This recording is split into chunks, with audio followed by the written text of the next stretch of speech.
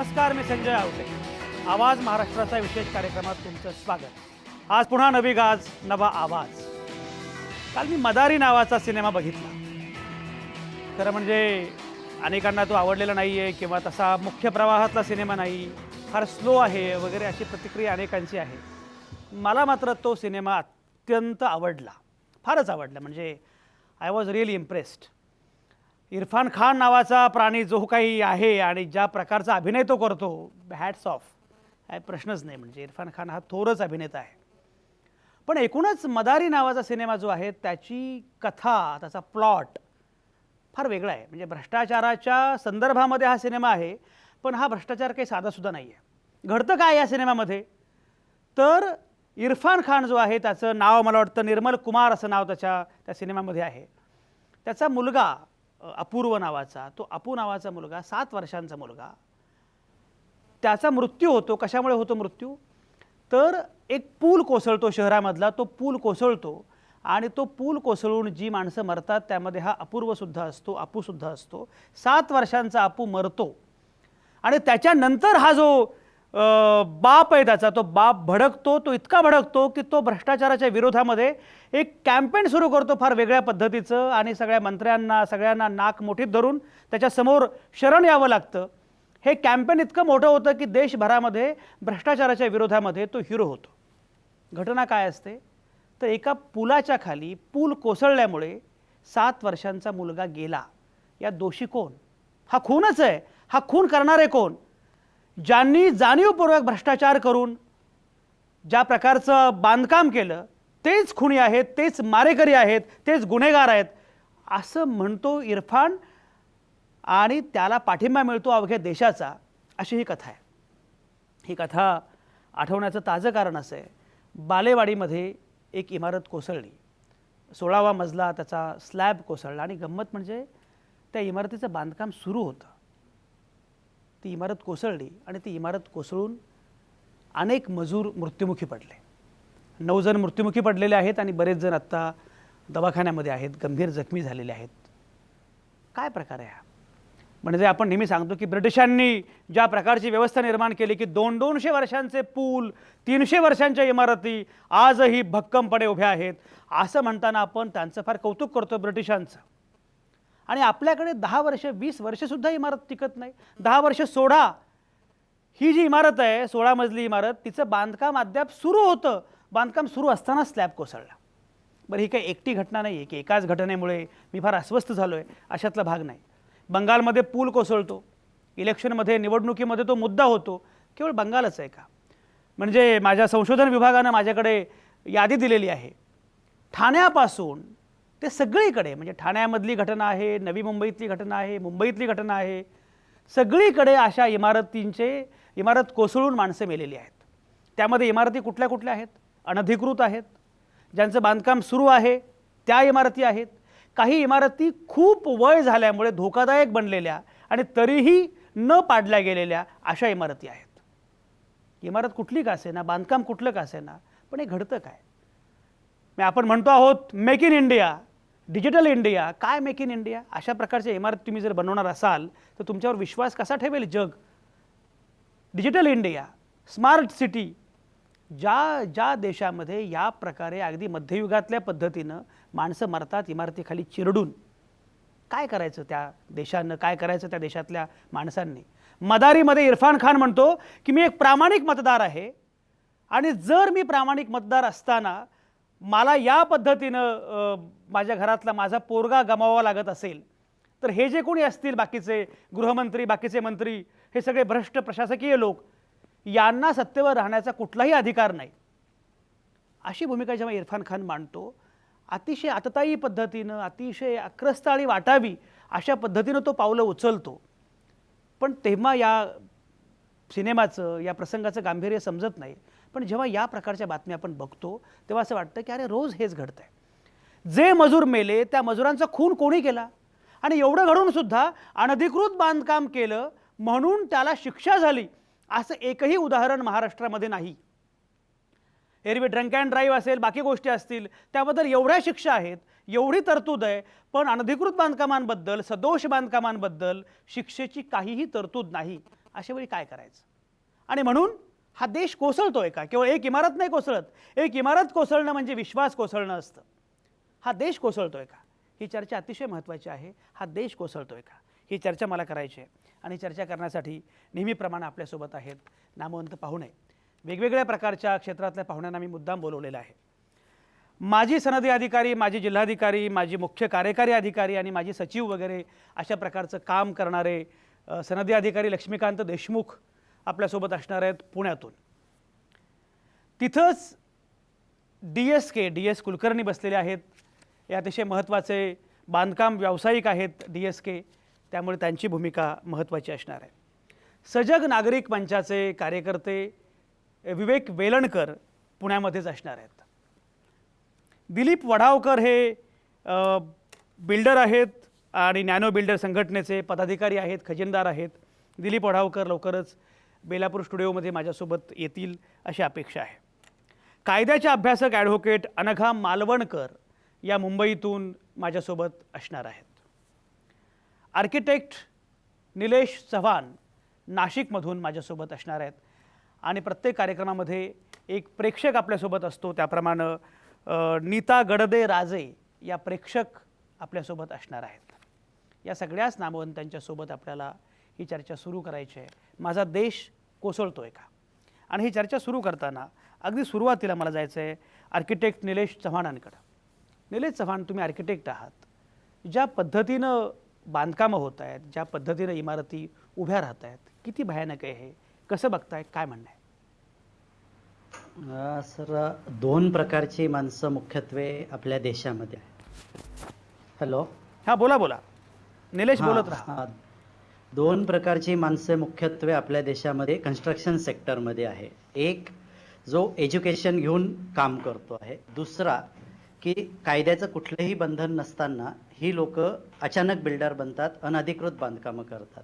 बरं, यासाठी सरकार काही करतंय का? किंवा आता तुम्ही बोललात की ब्रिटिशांनी एक छानशी सिस्टीम घालून दिली होती आपल्यासाठी, तर ती सिस्टीम घालून देत असताना आपण ती फॉलोही करतोय. परंतु कसं असतंय की बिल्डर ज्यावेळेस एखादा मोठी स्कीम करतो त्यावेळेस महानगरपालिकांमध्ये, प्रत्येक महानगरपालिकेमध्ये आर्किटेक्ट बरोबर स्ट्रक्चरल इंजिनियरची पण सही गरजेची असते. स्ट्रक्चरल इंजिनियरचे ड्रॉइंग्स हे खूप इम्पॉर्टंट असतात.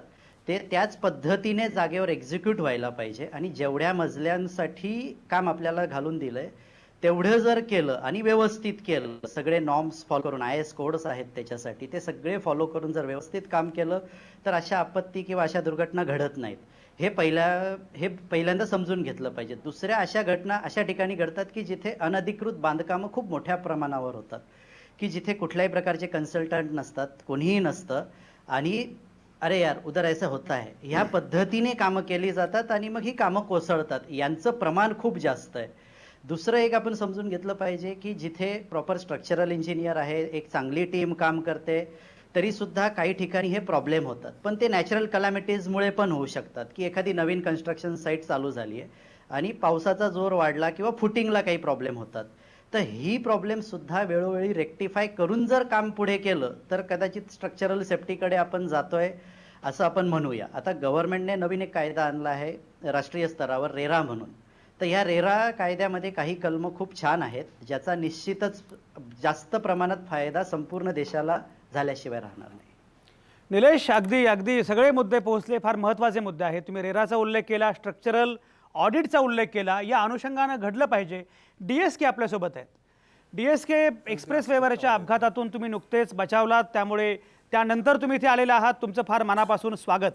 आमच्या सगळ्यांच्या शुभेच्छा होत्या, त्यामुळे तुम्ही वाचलात आणि तुम्हाला आणखी खूप काही करायचं आहे DSK, त्यामुळे तुम्ही चिंता करू नका. पण मुद्दा असा आहे की रस्त्यावर जायचं तरी चिंता, घरामध्ये राहायचं तरी चिंता. ज्या घरामध्ये आपण राहतो ते छत कोसळतं, ज्या रस्त्यावर आपण जातो तो रस्ता सगळा अपघातग्रस्त आहे.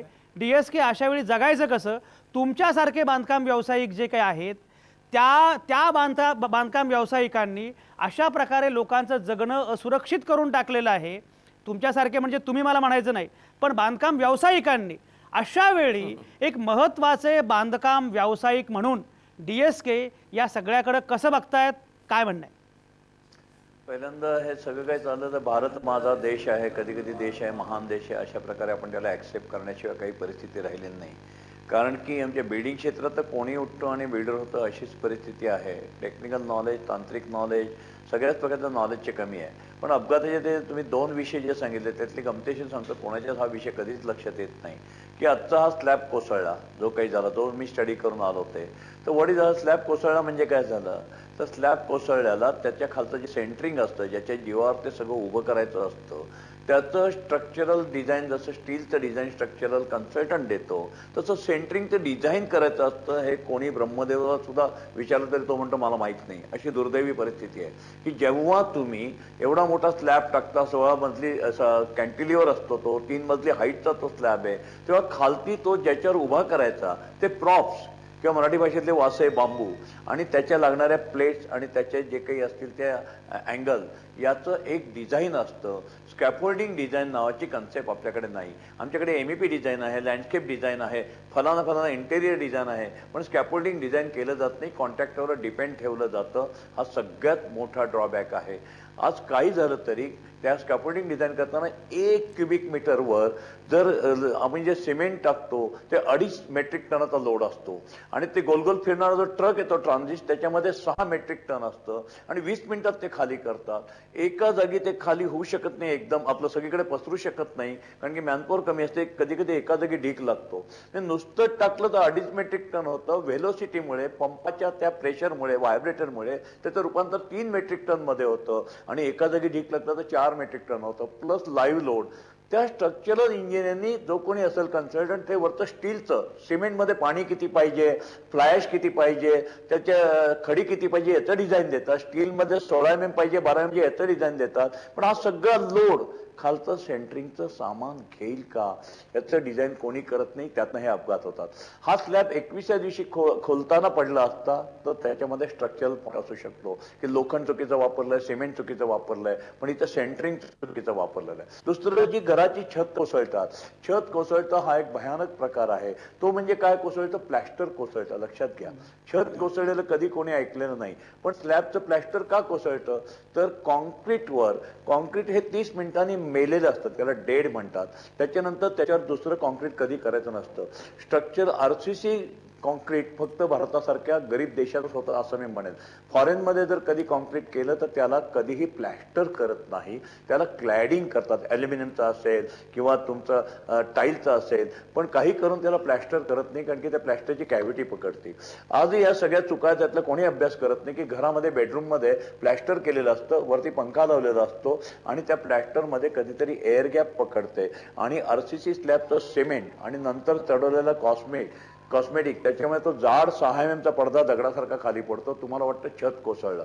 म्हणजे एज्युकेशन सगळ्या बिल्डरचं व्हायला पाहिजे, स्ट्रक्चर इंजिनियरचं व्हायला पाहिजे, फ्लॅटमध्ये राहणाऱ्याचं व्हायला पाहिजे. या सगळ्यांचं सतत एज्युकेशन केलं तर यातनं मार्ग सुटू शकेल. आजचा अपघात हा टोटली स्ट्रक्चरलचा नसून टोटली स्कॅफोल्डिंगचा आहे. खालती सेंटरिंग करतात त्याचा आहे. अतिशय चुकीच्या पद्धतीने सेंटरिंग केलेलं जातं. आज तुम्ही जर गोविंदाची ती तुम्ही जेव्हा हे कशी पडते सगळी दहीहंडी सारखी, तसं हे जेव्हा तुम्ही स्कॅफोल्डिंग करतात त्याला एक बांधी असते, डबल स्टेजिंग असतं. मी जे काही व्हॉट्सअपवर फोटो पाहिले त्याची हाईट डबल आणि टेबल आहे आणि त्याला कुठल्याही स्कॅफोल्डिंगची बांधी नसते. वरती माणसाने चढण्याच्या आधी त्याची टेस्ट घ्यावी लागते की हे DSK सगळे मुद्दे पोहोचले. ॲडव्होकेट अनघा मालवणकर आपल्यासोबत आहेत. प्रशिक्षण केलं पाहिजे, प्रबोधन केलं पाहिजे, शिकवलं पाहिजे बिल्डरना, हे सगळं बरोबर आहे. पण आमचे जे 10 मजूर गेले जीवानिशी, त्यांचं काय करायचं? अनघा मालवणकर, मला एक सांगा की साधा म्हणजे चुकून अपघात झाला तरीसुद्धा त्याला आरोपीच्या पिंजऱ्यामध्ये उभं केलं जातं. कारण रस्त्यावरचा अपघात जर झाला असेल, माणसं मेली असतील तर तुम्ही आरोपी आहात अशा प्रकारे मानलं जातं. एखाद्या सलमान खानचा अपवाद, कारण सलमान खान हा विशेष मुलगा आहे त्यामुळे त्याला काही प्रॉब्लेम नाही आहे. पण एकूण जे काही घडतं या सगळ्या संदर्भामध्ये, अशा वेळी इथे एखाद्या चुकीमुळे एवढी माणसं मरतात, वारंवार हे घडतं आणि तरीही आत्तापर्यंत एकाही बांधकाम व्यावसायिकाला, एकाही बिल्डरला, एकाही काय आर्किटेक्टला किंवा मगाशी सांगितलं की स्ट्रक्चरल डिझाईन करणाऱ्या माणसाला किंवा संबंधित प्रशासन, सरकारी अधिकारी, नेता, कोणालाही त्यासाठी अटक झाली आहे, त्यासाठी काय जन्मठेप झाली आहे असं एकही उदाहरण नाही. अनधिकृत बांधकामाच्या अनुषंगानं तर अटक झालेलंही उदाहरण नाही महाराष्ट्रामध्ये नीट. अशी सगळी अवस्था आहे. ॲडव्होकेट अनघा मालवणकर, मला सांगा की एवढे मोठे अपराध घडत आहेत, एवढे मोठे गुन्हे घडत आहेत, माणसं जीवानिशी जात आहेत, काहीच घडत नाही. कायद्याची काही जबाबदारी नाही का? कायद्याच्या चौकटीमध्ये या लोकांना उभं करायचं की नाही? अनघा, काय म्हणणं आहे? कायद्याची चौकट तर आहेच आणि ही कायद्याची चौकट पाळली जात नाहीये. आज काय आहे, आयोडी दिली जाते, तुम्हाला सीसी दिली जाते. ही आयोडीमध्ये तुम्ही जर पाहाल तर कितीतरी त्याच्यात नियम असतात. ते कुठलेही नियम न पाळता आयोडी पास केली जाते. आता मला सांगा की मजूर जेव्हा जिथे असतात, हे जे मजूर आहेत ते मजूर प्रशिक्षित असतात का? तेही कोणी बघितलं जात नाही. बरं, त्या प्रशिक्षित मजुरांवरती कोणीतरी इंजिनियर असतो, स्ट्रक्चरल इंजिनियर तिथे असावाच लागतो. तरच ती, आणि स्लॅब ही सगळ्यात मोठी गोष्ट आहे. ही स्लॅब बांधलेली जात असताना इंजिनियरचं असणं तिकडे खूप जरुरी असतं, ते तिथे नसतं. बरं, ह्या मजुरांना जेव्हा नेमलं जातं तर ते मजूर, त्यांच्या मजुरांची कुठे नोंद असते का? ते वयाने किती मोठे आहेत किंवा काय, त्यांची कुठे नोंद आहे का? ते कुठेही काही नसतं. बस मजूर आले, त्यांना घेतलं, त्यांच्याकडून काम करून घेतलं, असं न होता त्या प्रत्येक मजुराची कुठेतरी नोंद असली पाहिजे. त्यांच्यावरती किती माणसं ऍट द मोमेंट करता आहेत तिथे, त्याच्यावरती इंजिनियर, स्ट्रक्चरल इंजिनियर हे करतोय की नाही, लक्ष देतोय की नाही, प्रत्येक स्लॅब पडली जाताना प्रत्येक माणसावरती त्यांचं लक्ष आहे की नाही. बरं, त्यांना मेडिकली त्यांना सपोर्ट केलाय की नाही, त्यांना विमा त्यांना देत आहेत की नाही, ह्या सगळ्या गोष्टीची तरतूद केलेली आहे. पण जेव्हा हे बिल्डर्स जे अचानक उगवलेले साहेब सांगतात, DSK साहेब सांगतात तसं, किंवा देशमुख साहेब, अचानक उगवलेले जे बिल्डर्स आहेत, ह्या कायदा पाळला जात नाही. आपण जर बघाल तर जे नामवंत बिल्डर आहेत त्यांच्याकडे ह्या खूप कमी वेळेला या घटना घडतात. पण हे अचानक उगवलेले जे बिल्डर्स आहेत त्यांच्याकडेच या घडतात, कारण तिथे लक्ष दिलेलं जात नाही, कायद्याचं पालनच होत नाही. एखाद्या जिथे आयोडी पास झालीये त्या इंजिनियर्सना तुम्ही आजपर्यंत कधी पकडलेलं बघितलेलं, तर तो कायदाच असा केला पाहिजे की हे झालं की तिथे कोण हजर होतं त्यांना लगेच नेलं पाहिजे. तुम्ही बिल्डरना पकडून नेता, त्या इंजिनियर्स त्यांना जे अपॉइंट केले त्यांनाही पकडून नेलं पाहिजे आणि त्यांच्यावरती अगदी अगदी अनघा हा मुद्दा अतिशय महत्वाचा आहे. बरोबर, हा मुद्दा अनघा हा मुद्दा पोहोचला. मला आता ब्रेक घ्यायचा आहे, पण एका प्रेक्षकाला आपण बोलावत असतो. वनिता गडदे राजे आपल्यासोबत आहेत, त्या तनिष्काच्या सुद्धा आमच्या सदस्य आहेत, पण एक प्रेक्षक म्हणून त्या आत्ता सहभागी होत आहेत. वनिता गडदे राजे, ही सगळी चर्चा सुरू आहे. या सगळ्यामध्ये जीवानिशी जातो सामान्य माणूस आणि तरीही पाण्यावर तरंग नसतो. वनिता गडदे राजे, का घडतं? काय सांगाल? सर नमस्कार. नमस्कार वनिता, नमस्कार, बोला. हा सर नमस्कार. अतिशय सगळ्या मान्यवरांनी आता त्यांच्या पद्धतीने सगळं आपल्याला त्यांनी मार्गदर्शन करतच आहेत. पण एक प्रेक्षक म्हणून निश्चितपणे सांगायला आवडतं, मला इथे आवडेल की एक असं झालेलं आहे की जेव्हा आपण म्हणालो की ब्रिटिशांच्या काळातल्या ज्या इमारती होत्या त्या तशाच्या तशा आजपर्यंत उभ्या आहेत. पण त्या उभ्या आहेत कारण त्याच्यामागे जी देशवासियांची तळमळ होती, त्यावेळेचे जे देशासाठी जे काय होतं काम करणारी जी यंत्रणा होती ती अतिशय कडक होती आणि त्यांनी देशसेवेसाठी स्वतःला वाहून घेतल्यामुळे त्यांनी त्या प्रकारे आपलं त्यांनी नियोजनबद्ध सगळ्या तेव्हा सगळं त्याचं योजना तशी आखली आणि त्या अनुषंगाने ते काम होत होतं. पण आता परिस्थिती अतिशय सर बदललेली आहे. खरंच आहे की आपला बांधकाम सुरक्षित नाहीये देशातलं.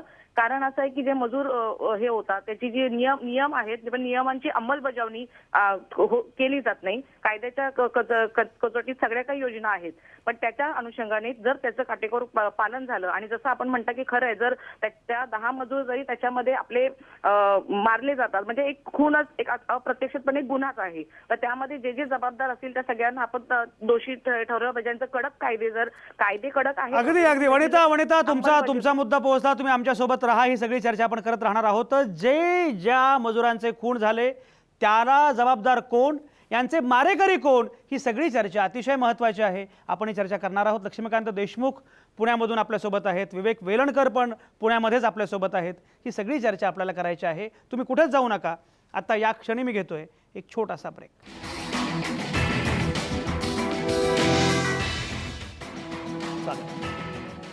आपण जी चर्चा करत होतो, देश कोसळतोय का, ज्या प्रकारे बांधकामं कोसळत आहेत, अनधिकृत बांधकामं कोसळत आहेत, धोकादायक इमारती कोसळत आहेत, आणि आता भर म्हणून बालेवाडीमध्ये पुण्यात एक नवीन इमारत जिचं बांधकाम सुरू होतं ती कोसळली. 16वा मजला स्लॅब कोसळला आणि त्याच्यानंतर ते मजूर 9-10 मजूर जे होते ते मजूर मृत्युमुखी पडले. त्यांचे मारेकरी कोण, ही सगळी चर्चा आपण करतोय. मदारी सिनेमाचा संदर्भ मी मुद्दाम दिला की एक पूल कोसळला मदारीमध्ये. इरफान खाननं अक्षरशः हाहाकार केला सगळीकडे. देशभर भ्रष्टाचाराच्या विरोधामध्ये आंदोलन पेटवलं. एवढं घडतंय, काय करायचं? विवेक वेलणकर आपल्यासोबत आहेत. विवेक वेलणकर हे सजग नागरिक मंचाचे कार्यकर्ते आहेत पुण्यामध्ये. विवेक वेलणकर, एक बघा की ज्या पद्धतीनं घडतं आहे आणि तरीही कोणाला अटक होत नाही, कोणी गुन्हेगार नाही, त्यामुळे याच्याबद्दलचं गांभीर्य निर्माणच होत नाही. काय करायला पाहिजे आणि हे का घडतं? नाही, कसं आहे की आत्तापर्यंत आपल्याकडे ही ट्रॅडिशनच आहे. मागे पुण्यामध्येच आंबेगावला अशाच प्रकारची फार मोठी घटना घडली होती. अशा अनेक घटना घडतात आणि 2 दिवसात विरून जातात, कारण आपल्याकडे रोज नवीन काहीतरी घडत असतं. आणि त्यामुळे ह्याचा काही सिरियसनेस असावा. मगाशी DSKनी जसं सांगितलं, याच्या टेक्निकॅलिटीजमध्ये जाण्याची आवश्यकता आहे. त्यात काही चुकीचं घडत असेल तर त्या टेक्निक सुधारण्याची गरज आहे. त्या प्रकारचे टेक्नॉलॉजी आम्ही वापरणं गरजेचं आहे. फ्लाय बाय नाईट ऑपरेटर्स येणाऱ्या बिल्डरांवर कुठेतरी अंकुश असणं गरजेचं आहे. परंतु ह्यातलं काहीही होताना दिसत नाही. किंबहुना आमच्याकडे सर्व राजकीय पक्षांची चढाओढ आहे की बेकायदेशीर बांधकामं अधिकृत कशी करता येतील. आणि त्यामुळे वचकच नाही कोणाचा कोणावर. कुणी उठतो, बिल्डर होतो, मनाला येईल तिथं बिल्डिंग बांधतो. जी स्वस्तात माणसं मिळतील, जी स्वस्तात कॉन्ट्रॅक्टर मिळतील, जे स्वस्तात करून देतील त्या ठिकाणी करून घ्यायचं त्यांच्याकडनं. बांधकाम पूर्ण होऊन माणसं राहायला आली की आपला विषय संपला. अशा प्रकारची जी काही वस्तुस्थिती आज निर्माण झालेली आहे त्याचे हे सगळे पडसाद आहेत. आणि त्यामुळे आजच्या घटनेत काय घडलं याहीपेक्षा अशा प्रकारच्या घटना घडतात याच्या मागची भूमिकाच ही आहे की बांधकाम क्षेत्र हे क्षेत्र असं आहे की जिथे राजकारण्यांपासून ते कोणत्याही माणसापर्यंत कुणीही घुसावं आणि त्याच्यामध्ये आपला काम करण्याचा प्रयत्न करावा, हे दुर्दैव आहे. लक्ष्मीकांत देशमुख आपल्यासोबत आहेत आणि ते मी मगाशी उल्लेख केल्याप्रमाणे निवृत्त IAS अधिकारी, सनदी अधिकारी असल्यामुळे एकूण प्रशासनाची यातली भूमिका जी आहे ती त्यांना नीटपणानं माहीत आहे. कारण अशी बांधकामं होतात तेव्हा प्रशासनाच्या आशीर्वादाशिवाय अशा प्रकारच्या गोष्टी घडू शकत नाहीत. एखादे तुकाराम मुंडे जेव्हा अनधिकृत बांधकामाच्या विरोधामध्ये आवाज उठवतात तेव्हा काय घडतं हेही आपण बघतो. पण मुख्य म्हणजे प्रशासकीय इच्छाशक्ती, राजकीय इच्छाशक्ती या सगळ्या संदर्भामध्ये चर्चा होणं आवश्यक आहे. लक्ष्मीकांत देशमुख, हे सगळं घडत असताना बांधकाम व्यावसायिक हा एक पदर आहे, राजकीय नेते हा दुसरा पदर आहे, पण प्रशासन हा त्यातला एक अतिशय महत्त्वाचा घटक आहे. काय वाटतं? हे बरोबर आहे की प्रशासनाचं जर अंकुश असेल, वचक असेल तर अनधिकृत बांधकाम होणार नाहीत, ही वस्तुस्थिती आहे. अनेकांना हे सिद्ध केलं. तुम्ही आत्ता मुंडेचा उल्लेख केला. मी स्वतः आयुक्त असताना अकोल्याला ह्या गोष्टी केलेल्या आहेत आणि तेव्हा मी कंट्रोल केला होता. प्रशासकीय इच्छाशक्ती बरेच अधिकारी दाखवतात पण त्याला राजकीय पाठबळ मिळत नाही, ही वस्तुस्थिती आहे. आणि दुसरी गोष्ट अशी आहे की मनपा किंवा स्थानिक स्वराज्य संस्थेकडे असं वेगळी यंत्रणा आम्ही विकसित केली नाही जी बांधकामावर देखरेख एखाद्या ठिकाणी बांधकाम चालू त्या ठिकाणी बरोबर काम चाललेलं आहे का, त्या ठिकाणी FSI प्रभाव होतो का, जास्त केला जातो.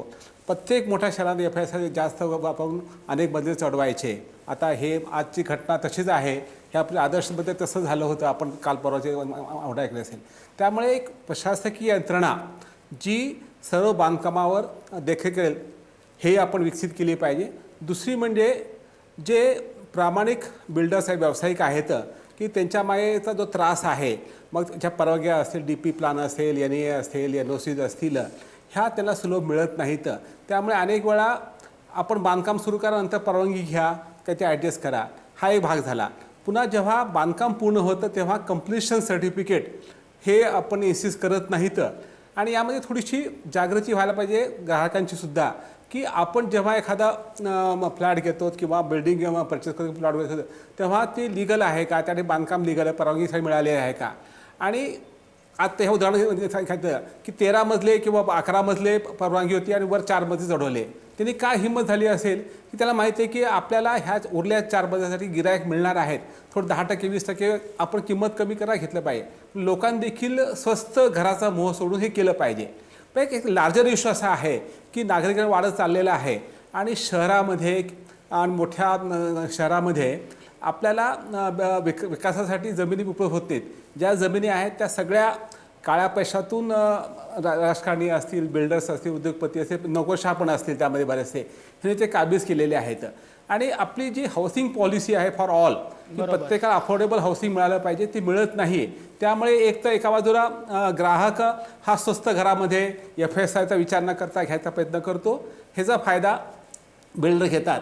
आणि मुख्य म्हणजे इन्फोर्समेंट मशिनरी जी आपली तेवढी सक्षम नाही, आणि त्यामध्ये जो स्टे मिळतो अनेक वेळा कोर्टाकडून, त्या डिले होतो, आणि एकंदरीत सर्व पद्धतीने प्रत्येक स्तरावर अडथळा निर्माण केला जातं, आणि त्यामुळे कोणाचं समाधान होत नाही. आणि जे प्रामाणिक व्यावसायिक बिल्डर आहेत त्यांना मात्र खूप त्रास होतो. असे माणसं खूप कमी आहेत. परंतु आता आपलं जे अथॉरिटी आलेली आहे किंवा जो कायदा होत आहे, नियामक होणार आहे, त्यामुळे वाईट बिल्डर्स ह्यातून बाहेर पडले जातील, आणि ते इन्फोर्स झाल्यानंतर जर फक्त चांगले बिल्डर उरले तर निश्चितपणे यात फरक पडू शकेल. दिलीप वडावकर आत्ता इथे माझ्या शेजारी आलेले आहेत बेलापूर स्टुडिओमध्ये, आणि नैना बिल्डर संघटनेचे ते पदाधिकारी पण आहेत. एक बघा, म्हणजे आता हे सगळं जे घडतं आहे, मला बाकी काही माहीत नाही आहे, पण जेव्हा असा एखादा स्लॅब कोसळतो तेव्हा आरोपीच्या पिंजऱ्यात कोणाला उभं करायचं, शिक्षा कोणाला करायची? आता हा जो प्रश्न आहे ह्याच्यामध्ये दोघे तसं बघा जबाबदार दोघे आहेत. एक तो इमारत बांधणारा बरं. आणि प्रशासन. जर त्या ठिकाणी आज जी पुण्यामध्ये जी घटना घडली, जिथे 9 मजल्याची परमिशन असताना 14 मजले तिथे बांधले. बरोबर. आता हे मजले काय का रात्रीत तर उभे राहिले नाही. बरोबर. ते काम चालू असताना आजूबाजूला कोण ना कोणी अधिकारी बघत असणारच. बरोबर. आणि अशा वेळेस जेव्हा हे अनधिकृत बांधकाम होतं, हे ताबडतोब तोडायला पाहिजे, हे तिथले ते थांबायला पाहिजे. आणि त्याच्यामुळे काय होतं की सरकार एक 2001ची कायम करणार अनधिकृत काम, मग परत 2005ची करणार, आणि मग अशा घटना घडतात. आणि आता जसं देशमुख साहेबांनी सांगितलं की चांगले विकासक ह्याच्यात नाहक मरतात. आज जेव्हा एखादा चांगला विकासक एखाद्या प्लॉट डेव्हलप करतो, ह्याला जे पैसे, जमिनीचे पैसे भरायला लागतात, शासनामध्ये जे परवानगी घ्यायला लागतात, त्यासाठी पैसे भरायला लागतात. पण हे अनधिकृत बांधकाम करतात, यांना नसते कसली डिग्री काय नाही, फुकट आपले बांधतात आणि याच्यावर पैसे कमवतात. ह्याला कुठेतरी आळा घातला तर चांगले विकासक हे पण चांगलं काम करणारे आहेत. ही आजची घटना अतिशय दुर्दैवी आहे. आणि कुठच्याही, माझं असं म्हणणं, ग्राहकांनी जेव्हा एखादी बिल्डिंगमध्ये किंवा इमारतीचा तो ब्लॉक घेतो, समोरचा बोर्ड बघायचा, अरे ह्याला 7 मजल्याची परमिशन आहे, म्हणजे 2 मजले वाढले कसे, तिथे त्याची पण चुकी आहे. त्यांनी त्याचा व्यवस्थित प्लॅन बघितला पाहिजे, हा सँक्शन आहे काय नाही, त्याच्यानंतरच त्यांनी तिथे बुकिंग केलं पाहिजे. अगदी हा मुद्दा अतिशय महत्त्वाचा आहे. ॲडव्होकेट अनघा मालवणकर, मला सांगा, आता हे असं म्हणतात की बिल्डर जबाबदार आहे, प्रशासन पण जबाबदार आहे. मग संबंधित जो कोणी बिल्डर असेल तो, आणि कोणी आयुक्त असतील, प्रशासकीय अधिकारी जो कुठला तिथला जबाबदार असेल, या दोघांनाही तुरुंगात डांबलं पाहिजे का? आणि डांबलं तर यांना शिक्षा कुठली व्हायला पाहिजे? अनघा, काय म्हणणं आहे? त्यांना क्रिमिनल ॲक्शन खालीच पकडलं गेलं पाहिजे, आणि त्यांच्यावर लगेचच्या लगेच कायदे, कोर्टे केसेस चालवून त्यांना, लोकांना कळलं पाहिजे की यांना ह्या शिक्षा होऊ शकतात, या शिक्षा झाल्याच पाहिजे त्यांना. पण हे लगेचच्या लगेच झालं पाहिजे. आत्ता यांनी जसं सांगितलं देशमुख यांनी की 7 मजलीची परमिशन असेल तर 9 मजली देतात, इमिजिएट ते मजले तिकडचे तिकडे स्टॉप करून तोडले गेले पाहिजेत. आणि ते इंजिनियर्स, IOD, CC ज्यांनी हे 2-2 मजल्याचे दिलेले आहेत, वाढवलेले आहेत, त्या सगळ्यांना गेलं पाहिजे. ह्याच्यामध्ये म्युन्सिपाल्टीचे इंजिनियर्स जे आहेत त्यांनाही, ज्या सँक्शन झालेले आहेत त्यांना पहिलं पकडलं गेलं पाहिजे. नुसते बिल्डर्स आणि इंजिनियर्स यांना नाही, तर जे सँक्शन करणारी ऑथॉरिटी आहे, ते जे ऑफिसर्स आहेत त्यांना बडतर्फ सुद्धा केलं जात नाही. पण हे सगळं त्या ह्याच्यावर लेव्हलवरती झालंच पाहिजे. आणि बरोबर बरोबर अनघा अगदी महत्वाचं तुम्ही बोलता. डीएसके तुरुंगामध्ये, मला सांगा, डीएसके तुरुंगामध्ये कोणाला डांबायचं, निलंबित कोणाला करायचं? अनघा, मी तुमच्याकडे येतो, 1 सेकंद. डीएसके तुरुंगामध्ये कोणाला डांबायचं, निलंबित कोणाला करायचं, काय करायचं सांगा? डीएसके नॅचरली बिल्डरला तुरुंगात टाकायला पाहिजे, जो पैसे घेतो त्याला काही शंकाच नाही. हा प्रश्न विचारणंच गैर आहे. त्याचा मालक कोण? तर बिल्डर. बांधतोय कोण? कॉन्ट्रॅक्टर कोणी नेमला, स्ट्रक्चर कोणी नेमला, त्याचा प्रॉफिट कोण घेणार आहे? बिल्डर तुरुंगात गेलाच पाहिजे, त्याच्यामध्ये शंकाने प्रश्न विचारता कसला? आता अनधिकृत, आता आपला विषय चाललाय की ही बिल्डिंग पडली, हे तांत्रिकदृष्ट्याचा विषय चाललाय का लिगली? आता मला हे माहित नाही की ते अनऑफिशियल मजले चढत आहेत का. अनऑफिशियल मजले चढवत असतील तर तिथला जो कोणी संबंधित सरकारी माणूस असेल ज्यांनी परमिशन दिली त्या सँक्शनची, आणि त्या प्रत्येक भागाला एक नजर ठेवायला त्यांचा वॉर्डचा इंजिनियर असतो किंवा त्या वॉर्डचा एक प्रमुख असतो, तर तो तुरुंगात गेला पाहिजे लगेच. की मजला काय एका दिवसात होत नाही. समजा 7 मजली सँक्शन आणि 14 मजली चढली, अरे 8व्या मजला काय झोपला होता का तू? तर तुम्हाला तेवढं कळायलाच पाहिजे. हवा असेल तर दर महिन्याला बिल्डरकडनं ॲफिडेविट करून घ्या की मी 8वा मजला करत नाहीये म्हणून. पण ते पण कशाला करता की अरे एक साधी एक चक्कर आहे, तुम्हाला सरकारी जीप दिली जाता तर कळतं एका मिनिटात, लगेच जवळजवळ एक स्लॅब व्हायला 1 महिना लागतो. नॅचरली अनॅचरच होत असेल तर अनॅचरच त्याला जो कोणी जबाबदार सरकारी अधिकारी इंजिनियर जो कोणी असेल त्या भागातला त्याला जबाबदार धरलं पाहिजे. आणि नॅचरली त्यांचा सगळ्यांचा जो बॉस असतो, जो कोणी कमिशन असेल किंवा कोणी असेल त्याला नोशनल जबाबदार धरलं पाहिजे की अरे तुझ्यामुळे माझं नाव बदनाम होतंय, मला 1 रुपयाचा दंड झाला, कमिशनर म्हणेल. कशामुळे? तर तिकडचा जो इंजिनियर आहे बिल्डिंगचा तो बघत नाहीये, लक्ष ठेवत नाही की कुठे काय काम चाललंय.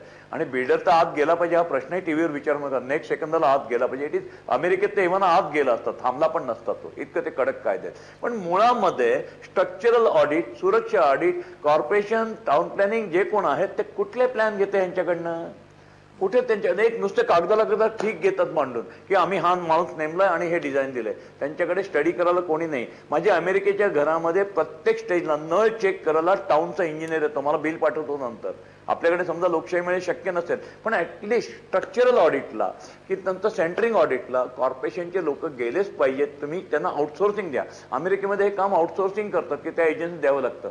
अर्थात हा देश भ्रष्टाचाराचा असल्यामुळे आउटसोर्सिंग करा, काही करा, सगळेच जर पैसे खाणार असतील तर पाणी मुरल्यानंतर जेव्हा सिमेंटच्या भिंती, सिमेंटच्या स्लॅबमध्ये पाणी मुरतं, सळीला गंध पडतं आणि ती पडते, असा हा देश कोलॅप्स होतो. त्यामुळे यातनं सगळ्यांनीच धडा गेला पाहिजे. आणि तुमच्या स्ट्रेट प्रश्नाचं उत्तर तुम्ही मला जरी बिल्डर म्हणून विचार असला तरी प्रामाणिकपणे सांगतो, पुढच्या 10 सेकंदात तो आतच गेला पाहिजे. 9 मजुरांचा बळी ही काही चेष्टा नाहीये. आज 9 मजुरांचे कुटुंब उघड्यावर पडले, ते ज्याच्यामुळे पडले तो आतच गेला पाहिजे, त्या शंका नाही. निलेश चव्हाणांना काहीतरी बोलायचं. निलेश चव्हाण बोला, मला ब्रेक घ्यायचा. हां सर, आत्तापर्यंतच्या चर्चेमध्ये खूप छान छान विषय आले. म्हणजे सुरुवातीला DSK सर बोललेत की स्कॅफोल्डिंग डिझाईन हा खूप एक मोठा विषय आहे, तो आपल्याकडे फॉलो होत नाही. किंवा आत्ता प्रशासनाबद्दल चर्चा चालू होती. प्रशासनामध्ये स्ट्रक्चरल ऑडिट होतं, पण ते जुने पुराणे किंवा 25 वर्ष जुने, 30 वर्ष जुन्या बिल्डिंगचं होतं. ज्यावेळेस बांधकाम चालू असतं त्यावेळेस प्रशासनाकडे अशी कुठलीही यंत्रणा नाही, किंवा जे इलिगल मजले ज्यावेळेस चढवली जातात तर याच्यासाठी एक स्वतंत्र यंत्रणा असते, किंवा ज्या इंजिनियरने याची परवानगी आपल्याला दिली आहे तो याच्यासाठी काम करत असतो. पण बऱ्याचदा बऱ्याच महानगरपालिकांमध्ये असं होतं, तिथे जाऊन ते फक्त एक काहीतरी नोटीस चिटकवून येतात किंवा गप्पा मारून येतात. याच्यातनं बिल्डर्सचे आउट ऑफ पॉकेट एक्सपेन्सेस सुद्धा वाढतात आणि मग त्याच्यातून गैरप्रकारांना खूप मोठी चालना मिळते. पण मगाशी कोणीतरी उल्लेख केल्यानुसार की जे नावाजलेली बिल्डर्स आहेत ते ह्या प्रकारांपासून सगळी लांब असतात, ते व्यवस्थित काम करतच असतात. आणि मी परत उल्लेख करतोय, कदाचित रेरा कायद्यामध्ये आपल्याला ह्या सर्व प्रश्नांची उत्तरं मिळालेली असते. निलेश चव्हाण अतिशय महत्त्वाचं बोलतात. ॲडव्होकेट अनघांना मला असं विचारायचं आहे की मुळामध्ये शिक्षा झाली पाहिजे, पण तरतूद काय आहे, कायदा काय सांगतो? कारण शिक्षा व्हायची असेल तर बिल्डरला काय शिक्षा झाली पाहिजे, अधिकाऱ्यांना काय शिक्षा झाली पाहिजे, कोणाला आरोपीच्या पिंजऱ्यात उभं केलं पाहिजे, कोणाला निलंबित केलं पाहिजे, आणि मुळामध्ये ज्यांना ही शिक्षा झाली पाहिजे पण ती शिक्षा होत नाही त्याच्या विरोधामध्ये सजग नागरिकांनी सुद्धा आंदोलनच केलं पाहिजे. आणि ही मंडळी आत गेल्याशिवाय चालणार नाही अशी भूमिका ठोसपणे ठामपणे घेतली पाहिजे, तरच काही बदल होऊ शकतो. ही सगळी चर्चा आपल्याला करायची आहे. सगळ्या नामवंतांना मी विचारणार आहे, तुम्ही कुठेच जाऊ नका. आता या क्षणी मी घेतोय एक छोटासा ब्रेक.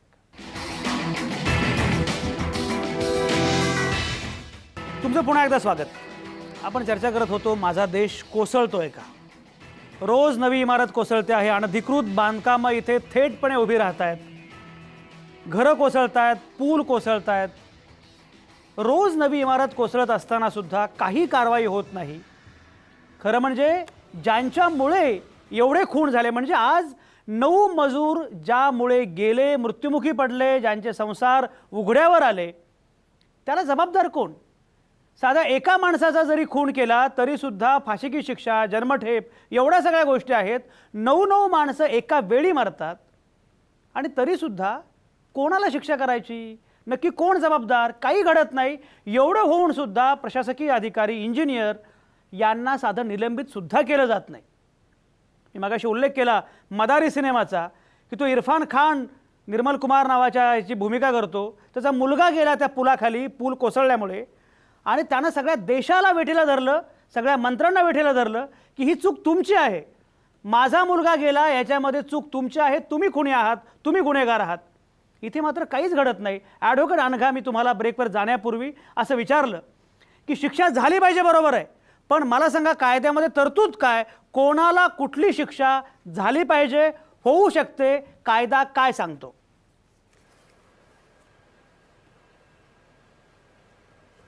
कायदा तेच सांगतोय की क्रिमिनल ऍक्शन यांच्यावर घेतली पाहिजे. ही क्रिमिनल आहे, हा मनुष्यवधाचा कायदा, मनुष्यवधाचा जो कायदा आहे तो यांना लागला पाहिजे.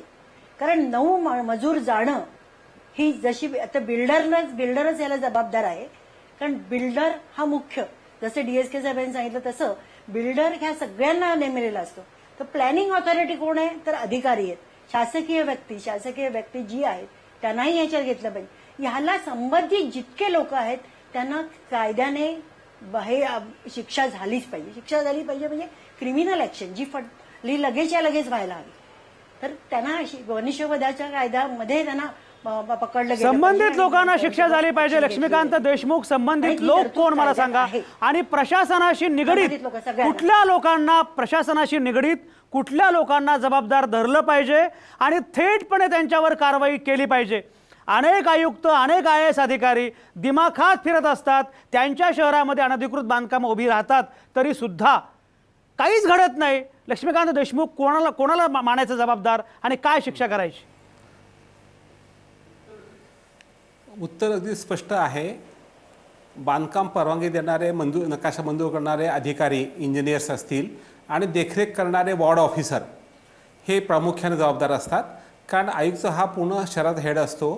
आत्ता DSK म्हटल्याप्रमाणे त्याला नोस्टर तुम्ही जबाबदार नक्की पकडलं पाहिजे, परंतु थेट जबाबदार हा तो बांधकाम विभागाचा प्रमुख, मुख्य अभियंता असेल किंवा इतर अधिकारी असतील, आणि त्या वॉर्डाचा वॉर्ड ऑफिसर किंवा इतर जे अधिकाऱ्यांना हे ड्युटी दिली की तुम्ही बांधकामाची ते देखरेख केली पाहिजे, कंपनी सर्व्हिस दिलं पाहिजे, हे 2 अधिकारी सगळ्यात महत्त्वाचे आहेत. तर ह्याला आपण शिक्षा केलीच पाहिजे. कारण कितीही राजकीय दर्पण असलं तरी शेवटी अधिकारी म्हणून तुमची जी जबाबदारी आहे, तो माझे कर्तव्य विहित केलेलं आहे कायद्यानुसार, हे तुम्ही विदाऊट फिअर आणि फेवर हे पार पाडलंच पाहिजे. जेव्हा अशी इमारत कोसळते, माणसं मरतात, याचा अर्थ आम्ही आमच्या कर्तव्यात काहीतरी चूक केलेली आहे, च्युती केलेली आहे, आणि त्यामुळे ह्या अधिकाऱ्यांना डायरेक्ट पकडलं पाहिजे.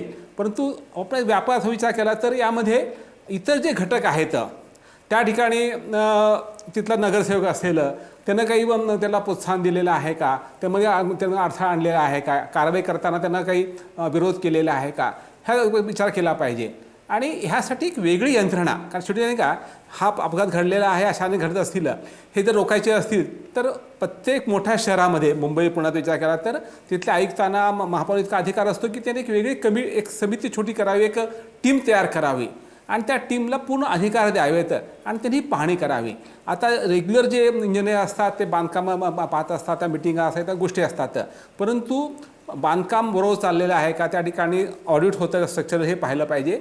आणि जर समजा एखाद्या परवानगीपेक्षा जास्त FS वापरत असतील, जास्त मजले चढत असतील, हे तुम्हाला ताबडतोब कळलं पाहिजे. तर तुम्हाला टाईमली गोष्टी कळत होऊ शकते. म्हणून एक प्रत्येक शहरामध्ये, मोठ्या शहरामध्ये किंवा आयुक्ताच्या लेवलला अशी तर टीम तयार केली गेली. आणि ह्याला दुसरं ITचा वापर केला पाहिजे की प्रत्येक टप्प्याला तिने एक व्हिडिओ फिल्म कोणा आपल्याला अपलोड करू शकतात. मी सुद्धा कोल्हापूर कलेक्टर असताना आम्ही वृक्षारोपण केलं, तर प्रत्येक झाडाची आम्ही एक सेल्फी किंवा एक फोटो, मोबाईल फोटो आम्ही आमच्या वेबसाईटवर अपलोड करून घेतला होता. आणि दरमहा त्यांनी ते करावं अशी आम्ही अपेक्षा केली होती. काही लोकांनी जिथं पाण्याची त्या ठिकाणी झाडं वाढलेली आहेत. म्हणजे टेक्नॉलॉजी वापर केला तर तुम्हाला जास्त न हिंडता, जास्त पाहता तुम्हाला पाहता येतं. परंतु ह्यामध्ये इच्छाशक्ती पाहिजे, प्रामाणिकपणा पाहिजे. इच्छाशक्तीचा मुद्दा अगदी बरोबर आहे, पण मुळामध्ये ज्यांची इच्छाशक्ती नाही, असे जे निर्लज्ज बिल्डर आहेत, निर्लज्ज अधिकारी आहेत, जे दिमागामध्ये फिरतात आणि इथे माणसं मरतात, त्यांचं करायचं काय? विवेक वेलणकर, तुम्ही पुणेकर आहात आणि पुण्यामध्ये वारंवार अशा गोष्टी घडतायत. एवढंच नाही, टेकड्यांवर बांधकामं झालेली, आणि थेटपणे तिथले लोक सांगतात, नगरसेवक सांगतात, काळजी करू नका, आता पुणे महानगरपालिकेची निवडणूक जवळ आलेली आहे, त्यामुळे तुमचं मतदान घेण्यासाठी महापालिका निवडणुकीपूर्वी आपण हे लिगल करू, काही चिंता करू नका. माझ्या अगदी जवळच्या लोकांचं मी बघितलेलं आहे, थेटपणे या प्रकारे त्यांना आश्वासन मिळतं.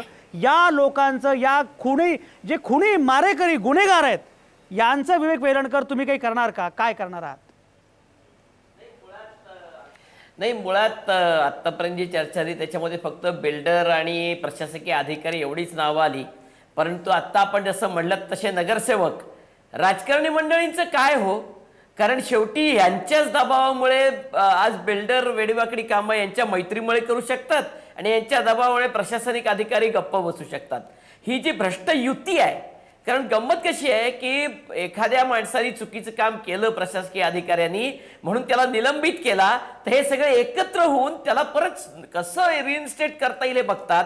आणि एखादा अधिकारी जर काही चांगलं काम करत असेल, वेडवाकडं होऊ देत नसेल, तर त्याला कसं घालवता येईल हे बघणारी ही सगळी राजकीय मंडळींची जी अभद्र युती आहे ना, ही पहिल्यांदा तोडणं अत्यंत गरजेचं आहे. आपण श्रीकर परदेशींपासून ते मुंड्यांपर्यंत सगळी उदाहरणं पाहिली, तर केवळ बेकायदेशीर गोष्टी चालू न देणाऱ्या माणसाला टिकूच द्यायचा नाही, अशा प्रकारचा चंग या सर्व पक्षीय राजकारण्यांनी बांधलेला आहे. आणि दुर्दैव असं आहे, सरकारही त्यांना बुद्धम शरणम गच्छामी सारखं या लोकांना शरणम गच्छामी जातं. म्हणजे याच्या इतकं दुर्दैव नाही आमच्या देशाचं. आणि म्हणून हे खरं म्हणजे सगळे प्रकार घडतायत, तेव्हा याला सगळ्याला जबाबदार हे राजकारणीच आहेत, त्याच्यामुळे हे सगळं घडतंय. विवेक वेलणकर, राजकारणी जबाबदार आहेत. तुकाराम मुंड्यांनी जेव्हा नवी मुंबईमध्ये या प्रकारचे नियम आणि निर्बंध सगळे सुरू केले, अनधिकृत बांधकामांना विरोध सुरू केला, तेव्हा मंदा म्हात्रेंपासून सगळ्या आमदारांनी, सगळ्या राजकीय नेत्यांनी ज्या प्रकारे विरोध केला की हे काहीतरी फार भलतं घडतंय. खरं म्हणजे मंदा म्हात्रे या सरकारी सत्ताधारी पक्षाच्या आमदार आहेत, त्यामुळे त्यांनी उलट पाठिंबा दिला पाहिजे की चांगलं घडतंय. पण त्यांनी त्या तुकाराम मुंड्यांच्या विरोधामध्ये एका अर्थानं कॅम्पेन सुरू केलं आहे, बाकीच्याही लोकांनी सुरू केलं आहे. कारण काय? तर अनधिकृत बांधकामांना विरोध, अनधिकृत बांधकामांना जो विरोध करतो त्याला आमचा विरोध, ही राजकीय नेत्यांची भूमिका असते. आणि छुप्या पद्धतीनं प्रशासकीय अधिकाऱ्यांचा सुद्धा अशा अधिकाऱ्याला विरोध असतो. कारण असा अधिकारी आला की बाकी सगळी जी साखळी आहे त्या साखळीचं काही भवितव्य जरा धोक्यामध्ये येतं. हे जे सुरू आहे, दिलीप वडावकर, राजकीय नेत्यांचा आत्ता उल्लेख केला, राजकीय नेत्यांना किती जबाबदार धरलं पाहिजे, काय वाटतं? ह्या बाबतीत मी पहिल्यांदा एक सांगतो, आता जो रेरा कायदा केला ह्याच्यामध्ये ज्या नियम आणि अटी जे सगळ्या टाकल्या, हे बिल्डरलाच गुन्हेगार समजून टाकल्या. पण ह्याच्यामध्ये चांगले बिल्डर, काम करणारे चांगले विकासक आहेत. मग हा रेरा ॲक्ट करताना असं करायला पाहिजे होतं की एखाद्या ह्या आत्ताचा हा अपघात झाला, ही इमारत जी पडली, त्याच्यामध्ये अशी प्रोव्हिजन करायला पाहिजे की रेरा ॲक्टमध्ये जर असा एखादा अपघात घडला तर त्या रेरा ॲक्टच्या हिशोबाने त्याला जो जबाबदार पदाधिकारी असेल, तो इंजिनियर असेल किंवा तिकडचा जो समजा वॉर्ड ऑफिसर कोण आहे, त्यालासुद्धा जबाबदार, त्याला पण शिक्षा व्हायला पाहिजे. बिल्डरलाच एकट्याला का शिक्षा? चांगले बिल्डर काम करणं, आज चांगला बिल्डर काम करायला तर त्याचं काम सहजासहजी होत नाही आणि अनधिकृत काम पटकन होऊन जातं. मग रेरा कायद्यामध्ये पण ही व्यवस्था करायला पाहिजे. एकट्या बिल्डरलाच सगळे नियम तुम्ही लावून टाकले तर ह्याप्रमाणे इकडे पण हे नियम लावायला पाहिजेत. बरोबर बरोबर. DSK, मला सांगा की हा मुद्दा ज्याप्रमाणे प्रशासनाचा आहे, बिल्डरचा आहे, तेवढाच राजकारणाचा आहे, राजकीय नेत्यांचा आहे, असं वाटतं का? आणि भ्रष्टाचार जो आपल्याकडे सुरू झालेला आहे आणि ज्या भ्रष्टाचारानं लोकशाहीचं अपहरण केलेलं आहे तेच इथे दिसतंय, त्यामुळे सगळ्यात महत्त्वाचा मुद्दा हा आहे असं वाटतं का? तीन गोष्टी महत्त्वाच्या आहेत की अनधिकृत कामं किंवा अनधिकृत करणारे नौखे बिल्डर किंवा पैसे वाचून चोऱ्या करणारे बिल्डर आणि त्याला सगळे राजकीय, प्रशासकीय असे सगळे एकत्र येतात आणि खराब क्वालिटीच्या बिल्डिंग होतात आणि त्या पडतात. आजचा जो अपघात आहे, हा अपघातामध्ये जो कोणी बिल्डर असेल, मला माहीत नाही कोण आहे तो बिल्डर, त्याच्याकडची टेक्निकल टीम वीक आहे. हा तांत्रिकदृष्ट्या अतिशय घाणेरडी त्यांनी बिल्डिंग बांधलेली आहे. अनधिकृत हा प्रकरण तुम्ही वेगळा हँडल करा. आणि अशा प्रकारचं आता जर तुम्ही केअरफुली बघितलं तर सगळं स्लॅबने कोसळलेला, कॅन्टिलिवर कोसळलेला आहे. तसा हा टोटली की अतिशय अज्ञान असलेला इंजिनियर आणि त्याच्यावर कंट्रोल नसलेली ती जी कुठली अथॉरिटी असेल ती सगळी अथॉरिटी आणि त्यांचा हा बळी आहे. आणि जर सगळा स्लॅब कोसळला असतं तर वेगळं असतं. तुम्ही जर केअरफुली पाहिलं तर 3 मजली 2 मजली हाईटचा टेरेसच्या वरचा स्लॅब तो कोसळलेला आहे. म्हणजे 3 मजली स्कॅफोल्डिंग हे मूर्खासारखं केलेलं आहे. 3 मजली स्कॅफोल्डिंग जोक नसतं, सगळ्यात अवघड असतो. 2 मजली सुद्धा अवघड असतो, सिंगल सोपं असतं. सगळा स्लॅब समजा तो पडला असता तर खालच्या स्लॅबवर पडला असता. एवढी माणसं मेली नसती. लोखंडाची जी सळई होत्या, सगळ्या लोखंड होतं, त्याचाच एक झोपाळा झाला असता. पण हा कॅन्टिलीवर पडलाय. त्यामुळे तुम्ही विषयाची गफलत न करता 2 विषय, अनधिकृतपणे जे करणारे आहेत ते चोऱ्याच करतात आणि त्यांना राजकीय, प्रशासकीय, स्थानिक सगळ्यांचा पाठिंबा मिळतो. म्हणून ते असो नाही तर सिमेंटमधली चोरी असो, क्वालिटीची चोरी असो, सगळे मिळून करतात. तो भयानक प्रकार आहे. आणि हा अधिकृत आहे का अनधिकृत माहित नाही, पण ही बिल्डिंग अधिकृत असेल आणि वरच्या मधले अनधिकृत असतील.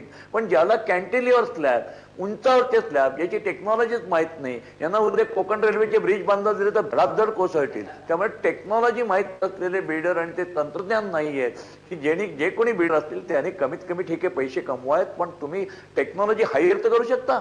तुम्ही कन्सल्टंट हायर करू शकता, पण हे कोणाच्या काकालाच माहित नाही. सगळे स्लॅबचा कन्सल्टंट हायर करतात की जो स्ट्रक्चरल आहे, पण स्कॅफोल्डिंगचा कन्सल्टंट नावाचा प्रकार या क्षणाला इंडियात कुठे नाहीये.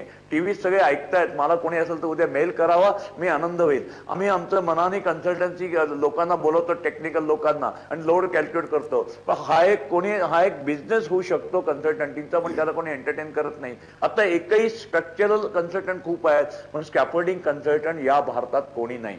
फसाड कन्सल्टंट आहे. जेव्हा आम्ही उंच काचा लावतो तो वाऱ्याच्या प्रेशरने ते पडेल का, फुटेल का, त्याला म्हणतात फसाड कन्सल्टंट. पण या स्लॅबचा सेंटरिंगचा कन्सल्टंट आज कोणी नाहीये. हा कॉमन सेन्सचा प्रकार आहे. इंजिनिअरिंग कॉलेज शिक्षणाला दोष द्या, अजून एक पुढचा नाही घेतला तुम्ही या लॉर्ड मॅकेलेनी या देशाच्या शिक्षणाचं वाटोळ केलेलं आहे. सगळ्या इंजिनिअरिंग कॉलेजच्या प्रिन्सिपलना पकडा, कुलगुरूंना पकडा. काय शिकवतो तुम्ही कॉलेजमध्ये स्लॅब टाकायला शिकवलं ते इंजिनियरला, कशाला त्याला दोष देता? त्यांनी स्लॅबच्या खाली सेंटरिंग कसं करायचं हे पुस्तकात कुठे शिकवतं का मला सांगा? कुठेही शिकवत नाही. मग त्याला काय दोष देणार तुम्ही? B gold medalist, ME gold medalist, कुलगुरू, डॉक्टरेट इन स्ट्रक्चरल आणि कन्स्ट्रक्शन, अरे शिकवत नाही की तुम्ही त्याचा आधार कसा घ्यायचा, कुठल्या पुस्तकात शिकवलं ते सांगा मला. वॉटरप्रूफिंग कसं करायचं शिकवत नाही, भिंत कशी बांधायची शिकवत नाही, काही शिकवत नाही. नुसतं कॉन्क्रीटमध्ये सिमेंट, वाळू, खडी, पाणी किती टाका तो इंजिनियर शिकतो आणि बिल्डर त्याच्यात पैसे कसे खायचे ते शिकतो. अशा सगळ्या देशाची स्थिती आहे. तुम्ही कुलगुरूंना पण पकडा, एज्युकेशनिस्टला पकडा, प्रिन्सिपलला पकडा, कॉलेजमधल्या शिक्षणक्रम करणाऱ्या शिक्षण मंत्र्याला पकडा की तुम्ही बिल्डिंग बांधायचं फक्त स्लॅबचं सिमेंट, वाळू, खडीचं शिक्षण देता. सेंटरिंगचं कोण देणार, सेफ्टीचं कोण देणार? आज काही नाहीये. बोला आता आणि करा चर्चा. DSK अगदी फार तुम्ही सर्वंकष व्यापक मुद्द्यांना हात घातलेला आहे. निलेश चव्हाणांना काहीतरी बोलायचं आहे. निलेश बोला. मी DSK सरांशी सहमत आहे. म्हणजे अनधिकृत बांधकाम आणि स्ट्रक्चरल स्टॅबिलिटी हे दोन्ही वेगळे विषय. आणि आता मगाशी विषय आला की इच्छाशक्ती असावी, तर ती कोणाकोणाची तपासणार? आता नाशिकसारख्या शहरात जिथे आमच्याकडे बिल्डिंग परमिशन आणि कम्प्लिशन याचा सर्वाधिक रेशो आहे, 80 ते 90% कम्प्लिशन्स घेतले जातात बिल्डिंग पूर्ण झाल्यावर, असा रेशो आहे. पण अनेक अशी शहरं आहे की जिथे कम्प्लिशनच घेतली जात नाही किंवा अनधिकृत बिल्डिंग टॉवरचे टॉवर उभे राहतात. आणि ही सगळी साखळी असते. मग याच्यात तो बिल्डर पण असतो, बऱ्याचदा तो इलिगलच काम करत असतो. त्यामुळे तो काही मोठा बिल्डरही नसतो, तो कुठे पेपरवर येत नाही, त्याचा कुठे रेकॉर्ड नसतं. मग त्याची चौकशी आपण कशी लावणार? तर मग ही सगळी साखळी आहे. मग याच्यात सगळेच आले, राजकारणी आले, स्थानिक प्रशासन आले आणि तसे इलिगल कामं करणारी बिल्डर पण आली. तर मग इच्छाशक्ती असेल आणि या सर्वांना जर आपल्याला निलेश चव्हाण तुमचा मुद्दा पोहोचला. माझा वेळ संपलेला आहे. पण शेवटी विवेक वेलणकर, मला 30 सेकंदांमध्ये सांगा की आता सर्वसामान्य माणसानं एल्गार केल्याशिवाय हे थांबणार नाहीये आणि सर्वसामान्य माणसानं नक्की काय केलं पाहिजे? कारण काही केलं नाही तर हे सगळं जे नेक्सस आहे ना, ते नेक्सस तुम्हाला संपून टाकेल आणि त्यांचे मात्र महाल उभे राहतील, ते महाल मात्र पडणार नाहीत. बोला. नाही, बरोबर आहे तुमचं की जोपर्यंत आता सर्वसामान्य माणूस याच्यामध्ये पेटून उठत नाही, परंतु दुर्दैव आपल्याकडे असं आहे की एकंदर सिस्टीमच अशी करून ठेवलेली आहे की सर्वसामान्य माणूस हा स्वतःच्या रोजीरोटीतच इतका अडकलेला आहे की तो हे सगळं मनात असूनही करू शकत नाही. आणि मग ह्या सगळ्याच एकंदर भ्रष्ट युतीचं फावतंय, ही वस्तुस्थिती आहे. त्यामुळे माझं तर स्पष्ट मत असं आहे, किमान सर्वसामान्य माणसाला बाकी काही जमलं नाही तर जे कोणी अधिकारी चांगलं काम करतायत त्यांच्या पाठीशी उभं राहून ही भ्रष्ट युती तोडण्याचं काम त्यांनी केलं पाहिजे. ही सगळी चर्चा अतिशय महत्त्वाची आहे. मदारी सिनेमाचा उल्लेख मी सुरुवातीला केला, आता पुन्हा करतो.